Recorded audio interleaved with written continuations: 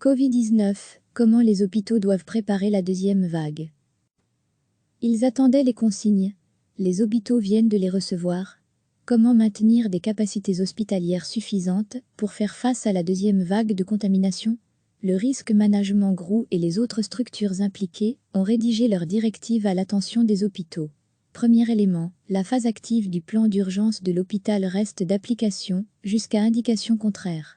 Ce plan baptisé PU, mis en place depuis la première vague, ne disparaît donc pas. Les signataires de ces directives constatent que les hôpitaux continuent à prendre en charge la première vague de patients Covid-19, que le nombre de patients diminue lentement mais sûrement, mais qu'il faut rester au plus haut niveau de préparation, en tenant compte de nouvelles vagues d'épidémies et d'afflux de patients atteints de Covid, mais aussi des soins retardés par les patients. De nombreux hôpitaux ont encore aujourd'hui un taux d'occupation Covid-19 supérieur à la capacité minimale requise, pour ce qui nous attend. Deux défis attendent maintenant les hôpitaux, se préparer à un prochain flux probable, à savoir la deuxième vague, et redémarrer progressivement les activités non Covid-19 à l'hôpital. Les soins non essentiels ont été annulés depuis l'épidémie. Cela reste le cas, mais il faut envisager la reprise progressive des activités dans les hôpitaux. Tous les soins dits nécessaires et urgents peuvent être dispensés en priorité absolue. Cela ne change pas, mais la notion d'urgence bouge, ce qui n'était pas urgent le devient, car des soins nécessaires ont été retardés. Les hôpitaux doivent prendre contact avec les patients en leur appliquant un ordre de priorité.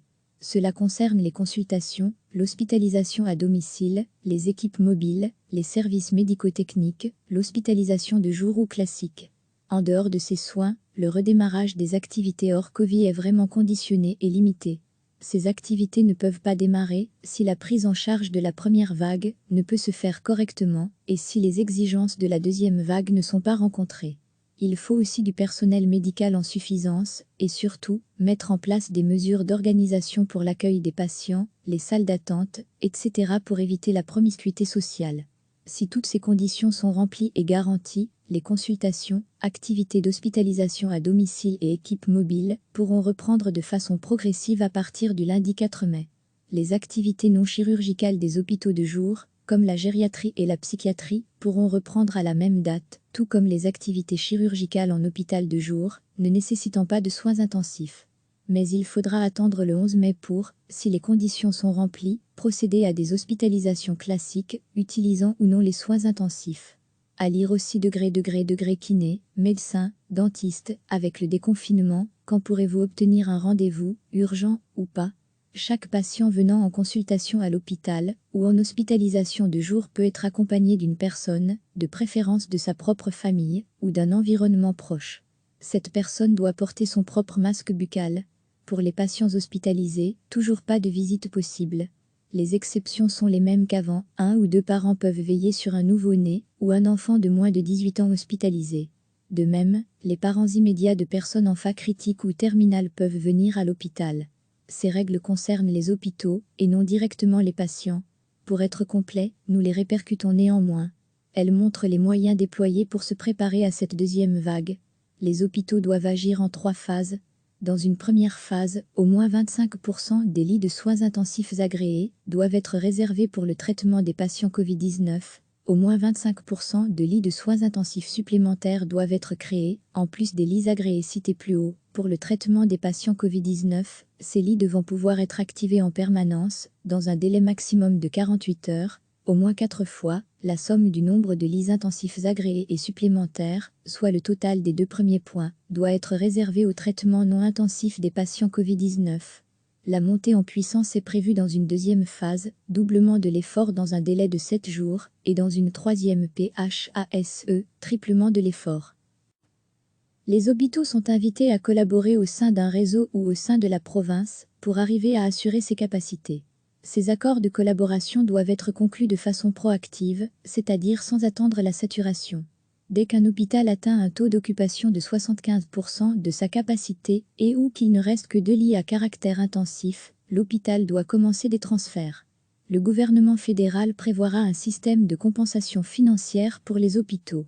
Recevez chaque matin l'essentiel de l'actualité. Ils attendaient les consignes. Les hôpitaux viennent de les recevoir. Comment maintenir des capacités hospitalières suffisantes pour faire face à la deuxième vague de contamination? Le Risk Management Group et les autres structures impliquées ont rédigé leurs directives à l'attention des hôpitaux. Premier élément, la phase active du plan d'urgence de l'hôpital reste d'application, jusqu'à indication contraire.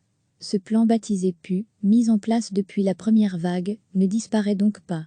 Les signataires de ces directives constatent que les hôpitaux continuent à prendre en charge la première vague de patients Covid-19, que le nombre de patients diminue lentement mais sûrement, mais qu'il faut rester au plus haut niveau de préparation, en tenant compte de nouvelles vagues d'épidémies et d'afflux de patients atteints de Covid, mais aussi des soins retardés par les patients. De nombreux hôpitaux ont encore aujourd'hui un taux d'occupation Covid-19 supérieur à la capacité minimale requise, pour ce qui nous attend. Deux défis attendent maintenant les hôpitaux, se préparer à un prochain flux probable, à savoir la deuxième vague, et redémarrer progressivement les activités non Covid-19 à l'hôpital. Les soins non essentiels ont été annulés depuis l'épidémie. Cela reste le cas, mais il faut envisager la reprise progressive des activités dans les hôpitaux. Tous les soins dits nécessaires et urgents peuvent être dispensés en priorité absolue. Cela ne change pas, mais la notion d'urgence bouge, ce qui n'était pas urgent le devient, car des soins nécessaires ont été retardés. Les hôpitaux doivent prendre contact avec les patients en leur appliquant un ordre de priorité. Cela concerne les consultations, l'hospitalisation à domicile, les équipes mobiles, les services médico-techniques, l'hospitalisation de jour ou classique. En dehors de ces soins, le redémarrage des activités hors Covid est vraiment conditionné et limité. Ces activités ne peuvent pas démarrer si la prise en charge de la première vague ne peut se faire correctement et si les exigences de la deuxième vague ne sont pas rencontrées. Il faut aussi du personnel médical en suffisance et surtout mettre en place des mesures d'organisation pour l'accueil des patients, les salles d'attente, etc. pour éviter la promiscuité sociale. Si toutes ces conditions sont remplies et garanties, les consultations, activités d'hospitalisation à domicile et équipes mobiles pourront reprendre de façon progressive à partir du lundi 4 mai. Les activités non chirurgicales des hôpitaux de jour, comme la gériatrie et la psychiatrie, pourront reprendre à la même date, tout comme les activités chirurgicales en hôpital de jour, ne nécessitant pas de soins intensifs. Mais il faudra attendre le 11 mai pour, si les conditions sont remplies, procéder à des hospitalisations classiques, utilisant ou non les soins intensifs. À lire aussi degré kiné, médecin, dentiste, avec le déconfinement, quand pourrez-vous obtenir un rendez-vous, urgent ou pas? Chaque patient venant en consultation à l'hôpital ou en hospitalisation de jour peut être accompagné d'une personne, de préférence de sa propre famille ou d'un environnement proche. Cette personne doit porter son propre masque buccal.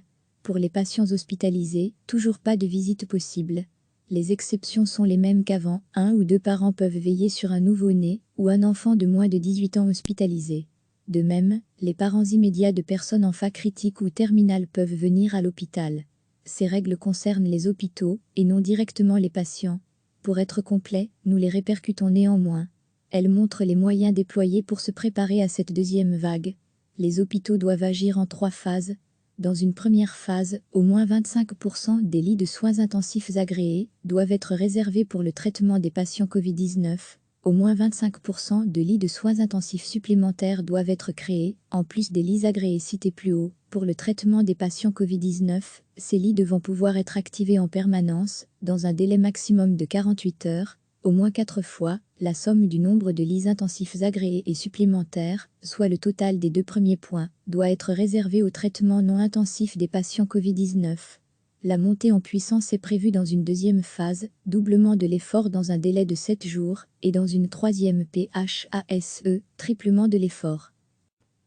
Les hôpitaux sont invités à collaborer au sein d'un réseau ou au sein de la province, pour arriver à assurer ses capacités. Ces accords de collaboration doivent être conclus de façon proactive, c'est-à-dire sans attendre la saturation.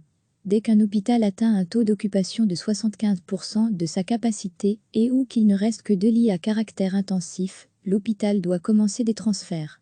Le gouvernement fédéral prévoira un système de compensation financière pour les hôpitaux. Cliquez sur s'abonner pour recevoir les dernières nouvelles.